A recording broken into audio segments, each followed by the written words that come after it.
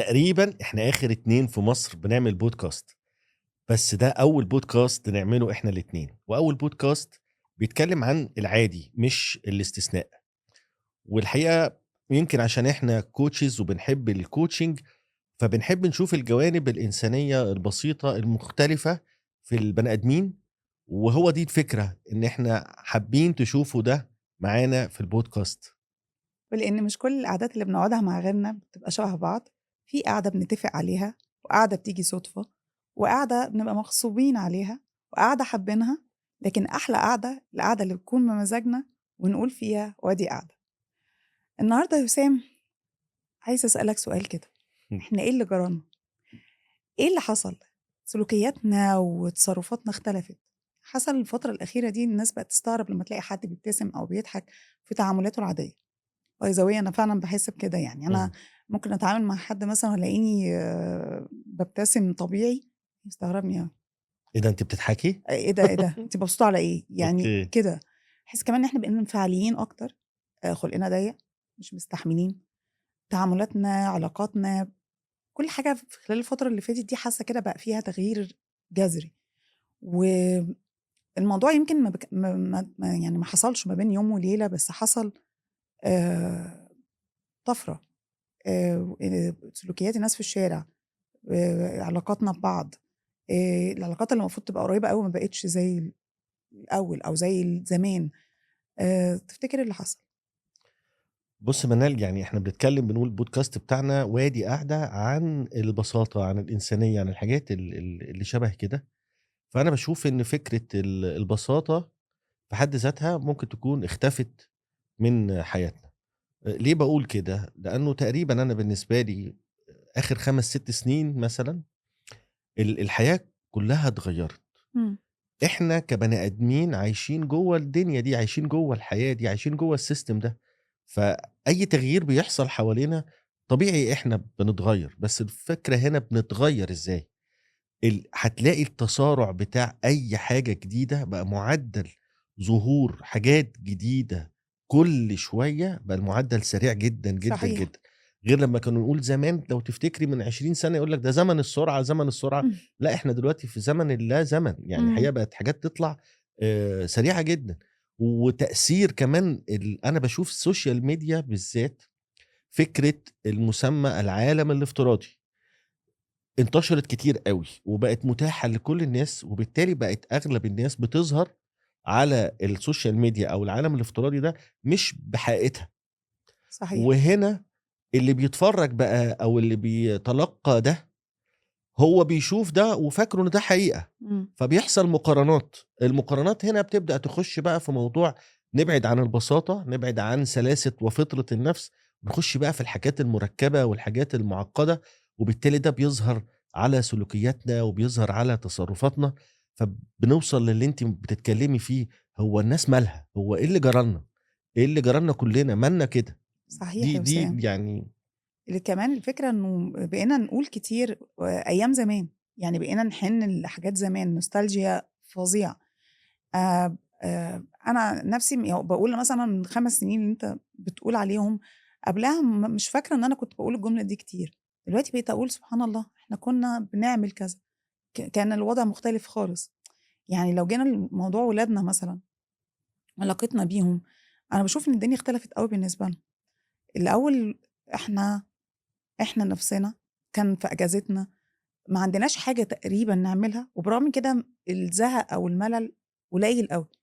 هنا شوف الأولاد عندهم إيه يملى وقتهم، حاجات كتير، بنودّي تمارين بندّي كورسات ومعاهم الموبايل أغلب الوقت و، صح. وبرغم كده دايمًا بيشتكوا من إن هم عندهم فراغ كبير، وإنه مش المشكلة هنا مش ملل بس الوقت، لأ، إحنا ملل الوقت وإحنا عندنا احتياجات كتير.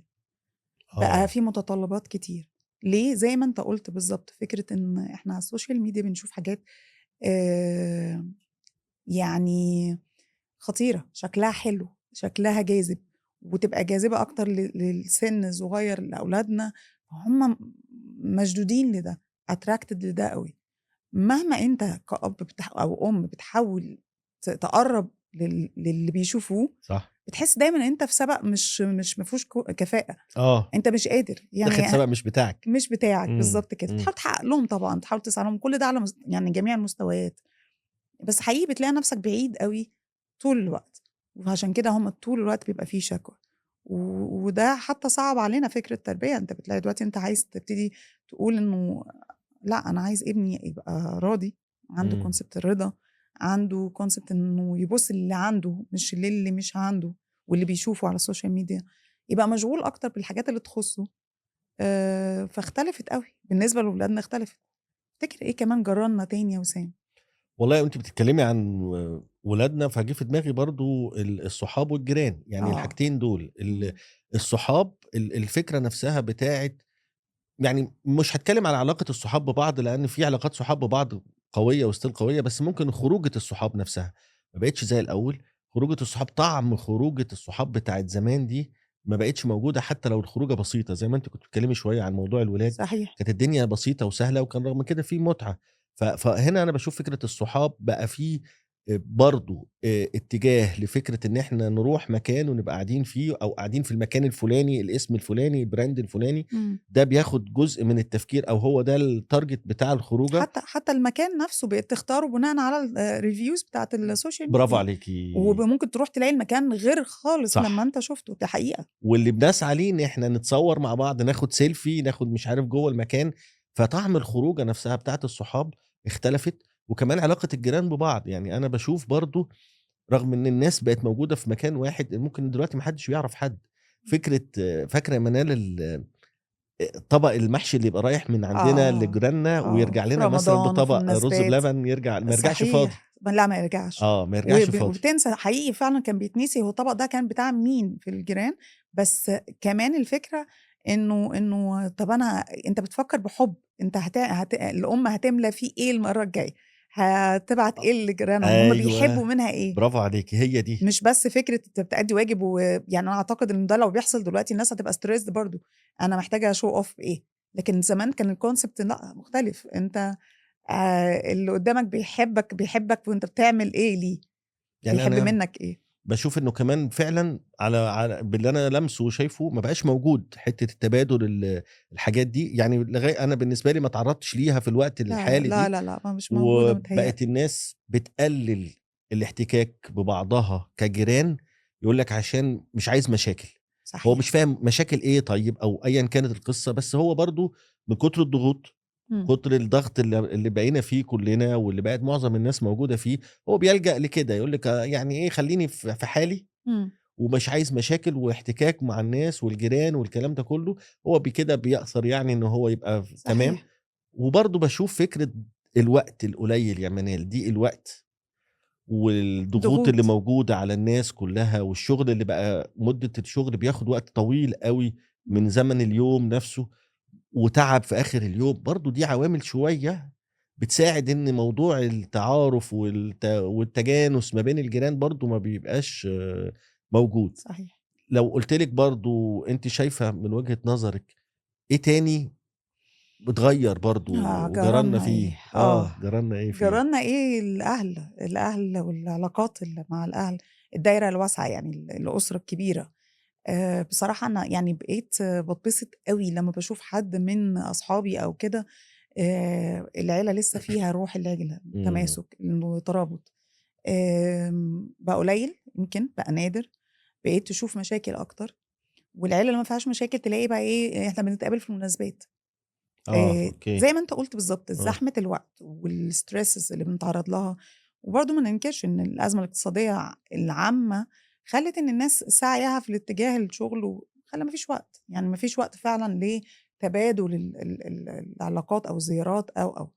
فالأهل بقوا يتقابلوا في المناسبات، حتى لو إمم، العلاقات كويسة إمم، بنتقابل في المناسبات. بقينا ما بنشوفش بعض، بنسمع عن بعض، بقينا بنتواصل أكتر بالتليفون أو كمان بالواتساب أكتر بكتير أوي من إن إحنا نتقابل ونعمل قعدة تلم العيلة كلها. آآ يعني تحس كده لأ، فين الروح دي وفين إمم. العلاقات دي.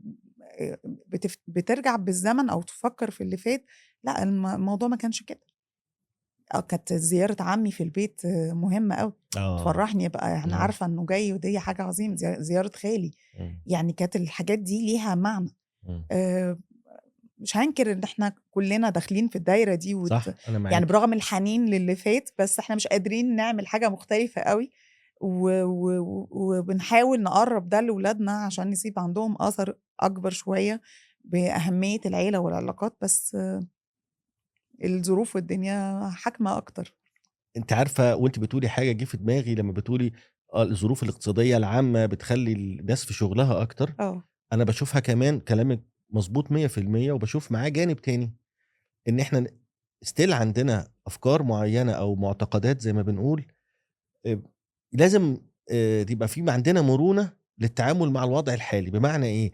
يعني معتقد أو فكرة زي إن إحنا مع الزيارة أو نروح لازم واخدين حاجات والواجب وناخد أحسن حاجة، يعني فكرة إن إحنا نحمّل نفسنا بأعباء مادية في موضوع الزيارات آه، ده، إحنا متربيين على ده وstill ده موجود ومش عايزين نتخلّص منه أو نغيّر فيه شوية، فبيدّينا عبء إن بيقلل كمان من الموضوع ده، إمم. لأنه ما بقاش الناس أو أغلب الناس عندها القدرة برافو إنها عليك يا تعمل ده. وسام، النقطة دي مهمة أوي وأنا بقيت أحب بصراحة، يعني ما اكدبش عليك بقيت أحب أوي وإن أنا أشوف فكرة النماذج بتاعة إنه لأ، أنا هاسألك أنت محتاج إيه، ولو هو في لسه العلاقة مش يعني مش هتقول لي إيه، أنا هاجيب لك حاجة ليها علاقة باحتياجات البيت الأساسية. صح، أنت دلوقتي لو رُحت تجيب أي حاجة يعني زيارة زي ما بيقولوا، هتدفع مبلغ وممكن ده ما يكونش مهم لصاحب البيت. صح. أو يعني حاجة رفاهية شوية، طب ليه أنا ما أجيبش حاجات في الأساسيات؟ وبقينا فعلًا ناس كتير بتقول يا جماعة خلّوا زيارتنا لبعض مش عبء تكون حاجة مفيدة، لو أنا ومش باعمل ده ومش لازم أجيب، يعني حتى لو مش وعلى قادر رأيك مش أروح لازم، بس أروح، بالضبط، أروح يعني وهتفرق، هتفرق كتير. طيب أخبار المصيف إيه معاك يا وسام؟ دخلنا بقى في الحاجات بمّا إننا جينا ده للأهل دي نقول مصايف. إيه اللي جرى لنا بقى أوي، يعني في آه، المصيف ده اختلف، إيه اللي جرى لنا بجد، يعني لأ المصيف ده أنتِ بتتكلمي عن nostalgia في أول كلامِك، الحنين للمصيف ده كان ليه طقوس واضحة جدًا وثابتة جدًا، وعلى فكرة غالبًا ودي نقطة أنا ملاحظها، إن كان معظم الأسر والغالبية العظمى نفس الطقوس هي، باختلاف حاجات صحيح، بسيطة أوي. صحيح، دلوقتي ما بقاش في الكلام ده خالص، يعني إمم، مثلًا رايحين مصيف فعارفين بنجهّز إيه والعوامة والشورت والراكت والمش عارف وشوية حاجات كده آه، بسيطة، والشبشب وهالبس إيه الصبح وهالبس إيه بالليل والشنط والأم تحضّر بقى الأكل وتاخد أكل عشان تطبخه هناك، وفرحتها كلّها في إنها تعمل أكل وتعمل الموضوع ده جوّه المصيف، والمصايف كانت محدودة الأماكن. صح، الاختيارات مش كتير، الاختيارات مش كتير، فكان برضه المتعة كُلّه مستمتع بنفس القدر، وكُلّه راح نفس الأماكن، فتحسّي كُلّنا صيّفنا زي بعض، ما فيش صحيح، فروق حصلت. صح. لأ طبعًا دلوقتي أنتِ لو أنتِ زمان كلميني الأول وقبل ما نقول إحنا جرى لنا إيه، بقينا عاملين إزاي. بُص المصيف زمان ده أنا فاكرة كويس إن أنا ليلة المصيف دي ما بانامش أبدًا، أحاول أنام أو هم يحاولوا ينيموني ما فيش. آه، فكرة تجهيز الشنطة أنت بتجهّز هدومك دلوقتي أنت بتجهّز outfit والبتاع الصبح على رأيك وآخر اليوم هتلبس إيه ما كانش ده محور الاهتمام. outfit بالذمة كنتِ بتقولي زمان لا ما outfit فيش ساعة الكلام ده، ما المصيف؟ فيش الكلام ده، ده بتاع دلوقتي. أيوه، ماشي. لكن زمان ما كانش في اهتمام بالجزء ده قد ما أنا يعني ادّوني فرصة، يالّا ودّوني دلوقتي أنا عايزة أروح دلوقتي. فكنت من كتر الفرحة ومن كتر إن أنا مستنية لحظة السفر والprocess نفسها، خُد بالك مشوار العربية أو أيوه، الباص دي حاجة مقدسة. هنركب إزاي وهنقعد مع مين وأنا هاقعد جنب مين من إخواتي دي تفاصيل كتير، يعني أنا في صورة دلوقتي نازلة قدّامي إن إحنا بنستعد إزاي. و و والعوامات والحاجات بتاعتي لا، دي كانت خطيرة.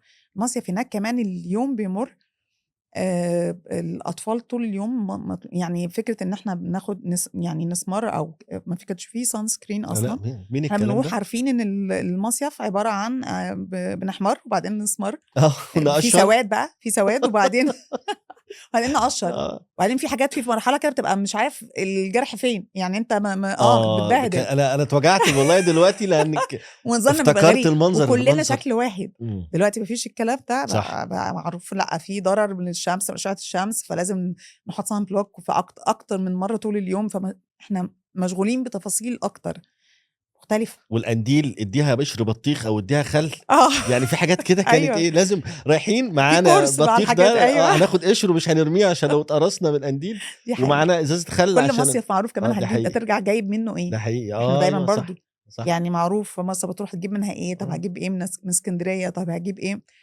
تفاصيل كتير كانت حلوه قوي، وانت بتحن لها دلوقتي تحس شويه الوضع اختلف. طبعا اكيد ولادنا بيتبسطوا، بس فايتهم حاجات برضو. والله انا بقول الحمد لله احنا جينا برضو شاف كل حاجه يعني بس هي كمان خلي بالك احنا كنا بنرجع كلنا حتى لو كل واحد راح في حته، احنا فعلا واخدين ال الفاليو بتاعت المصيف كلنا تقريبا شبه بعض، صحيح. يعني ما كانش فيه فروق غير دلوقتي. بقى ايه اللي جرالنا بقى دلوقتي؟ ايه اللي اه جرالنا؟ مم. رجعنا تاني لفكره المصيف. اولا لو قلنا في اعباء في ضغوط، ما بقاش بنفس الدوريه بتاعت كل سنه، يعني فعلا في ناس ممكن تعدي عليها سنه سنتين ما يروحوش مصيف. صح. زمان ما كانش كده، كان كل سنه المصيف موجود. ده واسبوع واسبوع طبعا معلش، مده ما فيش بالظبط 4 ايام و5 ايام زي دلوقتي، او اه بالليله. بالليله بالليله، اه لكن دلوقتي انت طالع فندق او طالع مكان خلاص يعني بالليله. زمان اسبوع هي معروفه اصلا، احنا كناش بنفكر يعني احنا عايزين نعرف انهي اسبوع. بالظبط وخلي بالك انت قلت الفندق فعلا بقى ده الغالبيه العظمى. صح. حتى لو حد عنده مكانه بيروحوا، يعني خلاص الستات ما بقاش عندها مع الشغل مع الارهاق مع هي كمان عايزه تريح، هي اه كمان عايزه تصيف، هي مم. كمان عايزه تتبسط. فيا اما بقى يتراح في فندق عشان يبقى فيه اكل جاهز وحاجات شبه كده، يا اما لو هيروحوا في مكان بيجيبوا من هناك اكل، فكل ده مم. اعباء بتقلل. فدي نمره انا واحد. بفتكر ماما دلوقتي بتصعب عليا قوي، يعني هي ازاي كانت بتعمل كل، يعني اه بتروح هناك برضو تبقى مهتميه ان احنا ناكل، والبحر بيجوع معروفه ايوه دي. صح انت واخد اكل البحر بيجوع. يعني بتفطر ايوه وتتغدى وترجع تاني تتغدى في ده الليل. البحر بيجوع، انت في ايه؟ صح فلا في تفاصيل دي كتير. اكليشيهات معروفه. البحر بيجوع. البحر بيجوع، اه لازم تبقى الام مأمنة. والبحر عالي دلوقتي، يعني في حاجات كده عالي، عالي، ايوه بحر ايوه عالي صح. بالظبط، في اكلاشيهات يعني لا دلوقتي خلي بالك دلوقتي المتعه بقت مختلفه، لان بقت في فروق كتيره في المصايف. المستويات بتاعت المصايف بقت مختلفه، حتى المستويات العاليه فيها اختلاف جاب كتيره جدا. صح. وبشوف ان بقى معرفش دي قناعاتي، بقى مروح المصيف برضو شو اكتر منه ان انا عايز اتبسط. للاسف انا الصور حضرت الصور اللي انت طالع الصور بيها ايه. والقصه بتاعت السوشيال ميديا دي، انا في المكان الفلاني دلوقتي وطالع لايف من المكان العلاني، حضرت حفله فلان، بنعمل كذا. يعني برضو بشوف ان جزء الشو اللي احنا بنعرض بيه نفسنا خدنا من جوانا، وخدنا من ان احنا نستمتع بجد، الى ان احنا عايزين نوري الناس احنا ازاي مبسوطين او ازاي مستمتعين. مم. ودي يا منال بتفرق كتير جدا صحيح. جدا.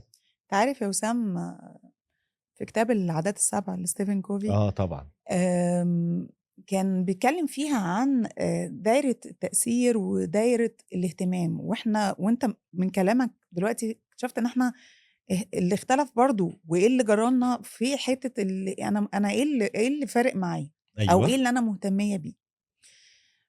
لما شرح لنا قال لنا انه دايرة التأثير هي الدايرة الأقرب، وهي دي الدايرة اللي أنا بقدر أتحكم فيها، مظبوط يعني في إطار تحكمي.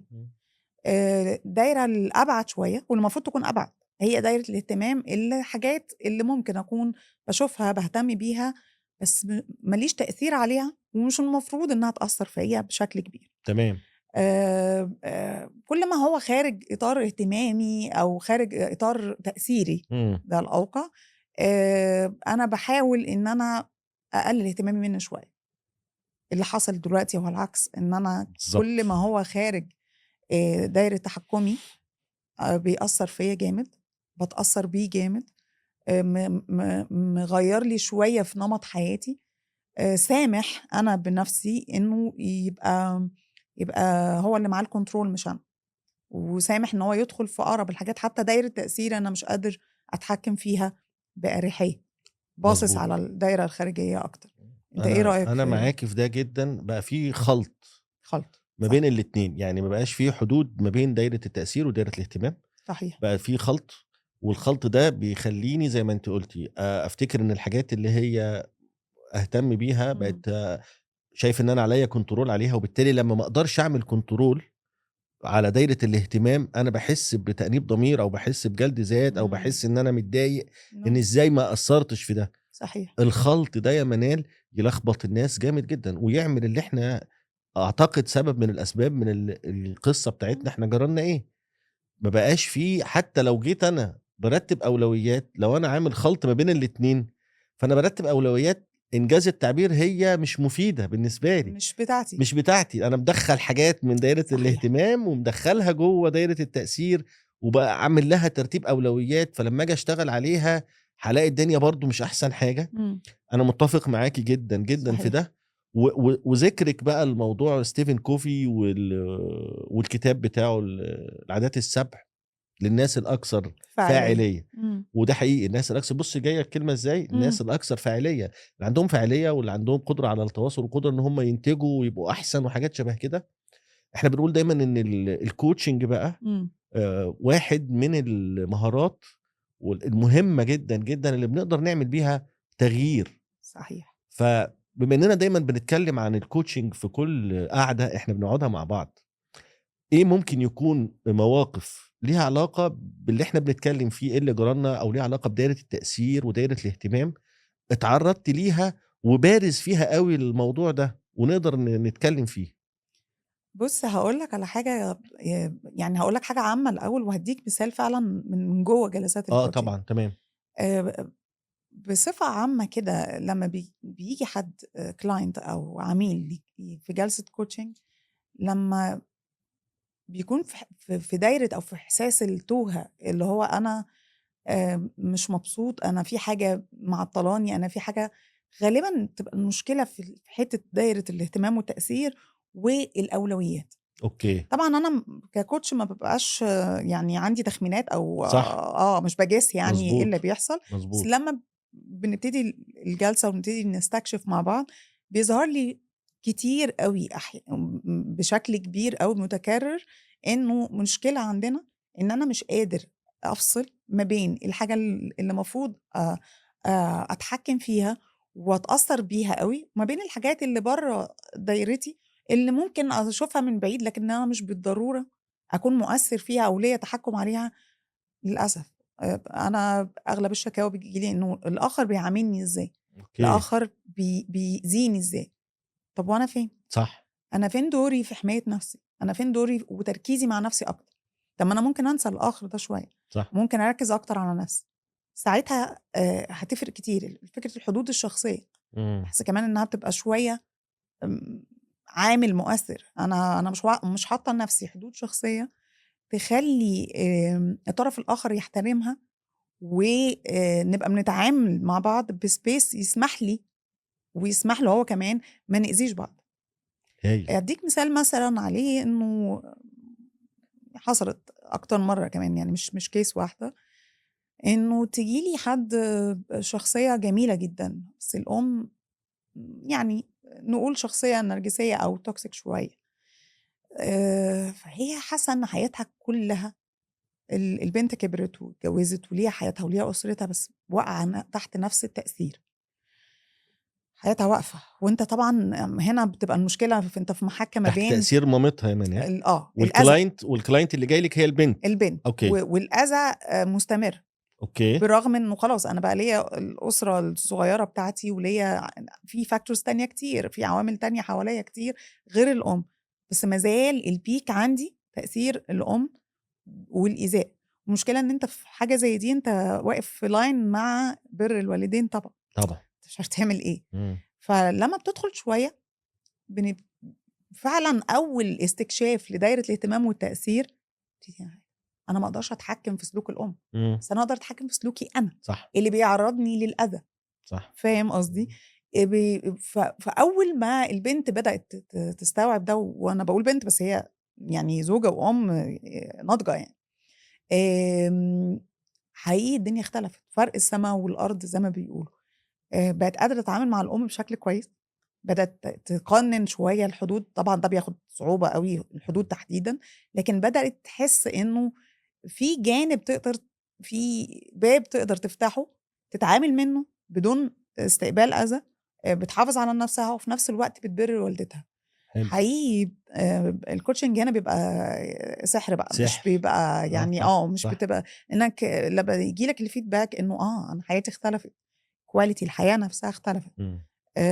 أنت كمان أكيد قابلت الموضوع ده كتير. الحقيقة أنا وأنتِ بتتكلمي برضه قعدت أفتكر كده، وخلّيني أتناول برضه من منظور تاني في الفكرة دي. يعني برضه وكانت جاية عشان عايزة تخلّي ابنها يعمل جلسة عشان شايفاه مش كويس. إمم، أداؤه أو اهتماماته، مذاكرته، حالته، حاجات شبه كده. فالحقيقة هنا برضه على نفس الكلام بتاعِك المسؤولية، إمم، أنا اللي مسؤول مش حد هو اللي مسؤول، صحيح. فالمسؤولية هنا بتقع على الشاب. إمم. فأنا كان هو كان حد كبير يعني شاب. لأ شاب صغير في الجامعة. أوكي. فهنا كان أنا مهم جدًا كcoach إن أنا أتأكد إن الولد عايز ده. صح. لأنه مش معنى إن وهنا ده في العلاقات برضه، في إمم، التأثير وفي الاهتمام والكلام ده، أنا عايزة ابني يبقى كويس، عايزة حالته تتحسن، عايزاه ياخد باله من مذاكرته whatever المفردات والمرادفات اللي ممكن إمم، تقولها. أوكي، بس هو عايز إيه؟ هو ممكن يكون مش شايف ده أصلًا، وبالتالي مش هينفع أشتغل معاه.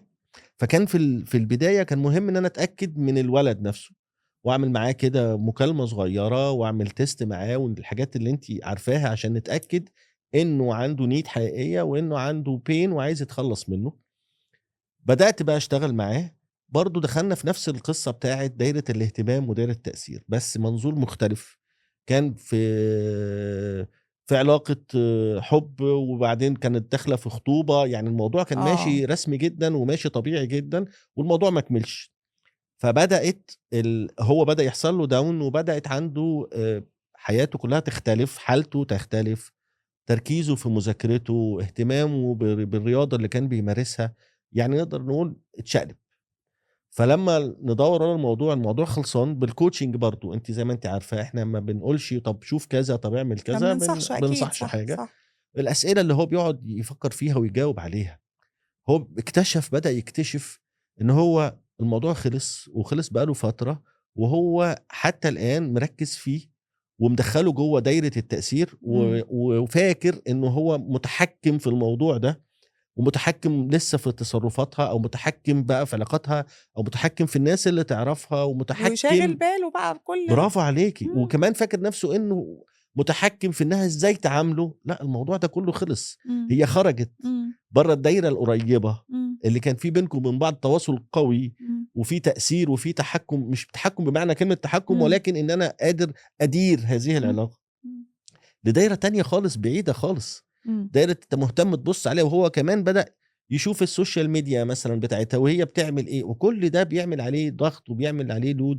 أول ما بدأ هو يشوف ده ويفكّر في ده ويبُص له بيركّز مع منظور نَفْسه برافو أكتر. عليكِ. إمم، ويبُص للموضوع ده بمنظور مختلف، وإيه اللي في إيده يعمله، وإيه اللي في إيده زي ما أنتِ قُلتِ، أنا رَد فعلي اللي مسؤول عنه في إيه، يخلّيني أبقى أحسن. صح، حتى لو اتعرّضت لموقف إمم، أنا مثلًا غصبٍ عني اتعرّضت له، أو أنا بقى لو أنا اللي هاروح عشان أبُص بنَفْسي، أنا هامنع نَفْسي من ده لإن already عندي الوعي خلاص فهمت. صح، لكن لو اتعرّضت قدرًا لحاجة، هو بقى يقدر يفهم هنا إيه اللي في حدود تأثيره، إيه اللي في حدود اهتماماته، إزاي يقدر يتعامل مع ده، إزاي يقدر يغيّر من رَد فعله، إزاي يقدر يغيّر من سلوكه نَفْسه. وإيه بقى مهم كان هنا جدًا، إنه هو يحُط هدف من ده. إمم، مش فكرة إن أنا عايز أتخلّص من هذا الموضوع، فكرة إن أنت لمّا تخلّص من هذا الموضوع عشان توصل لإيه. صحيح. فلمّا يحُط هدف هو اللي بيشتغل عليه ده بقى، فكرة إنه يبقى يرجع تاني يمارس رياضة، يرجع تاني ي يذاكر. بُص هنا رجعنا تاني لإيه، لتأثير، رجعنا لأولويات ليها علاقة بقدرته على التحكُّم أو إدارتها. فالموضوع بيختلف، صحيح. بيختلف تمامًا.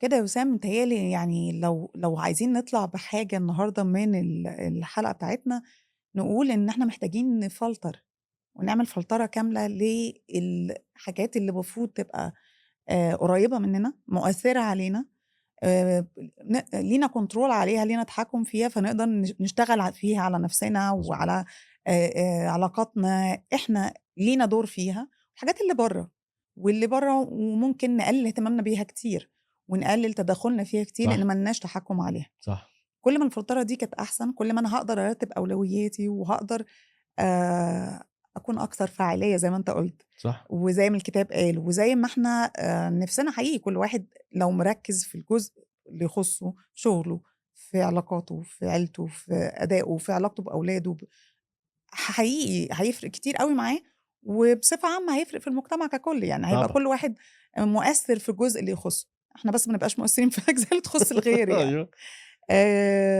خلصت قعدتنا النهارده، ولسه عندنا قعدات تانية كتير، هنستناكم تيجي تقعدوا معانا في وادي قعدة.